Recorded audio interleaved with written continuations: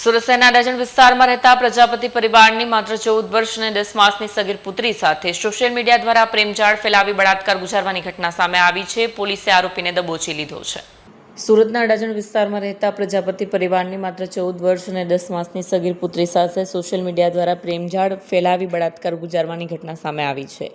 આરોપી કોણ અને કેવી રીતે થયો સંપર્ક? આરોપી કુશાલ લક્ષ્મણસિંહ રાજપૂત પૂણા વિસ્તારના ભૈયાનગરમાં રહે છે અને લુમ્સના કારખાનામાં મજૂરી કરે છે. આશરે 3 મહિના પહેલા તેણે સોશિયલ મીડિયા દ્વારા સગીરાનો સંપર્ક કર્યો, લલચાવી, ફોસલાવી, પ્રેમજાળમાં ફસાવી. પોલીસના જણાવ્યા અનુસાર કુશાલે છેલ્લા 2 મહિનાથી સગીરાને અવારનવાર પોતાના રૂમે બોલાવી બળજબરીપૂર્વક દુષ્કર્મ આચર્યું.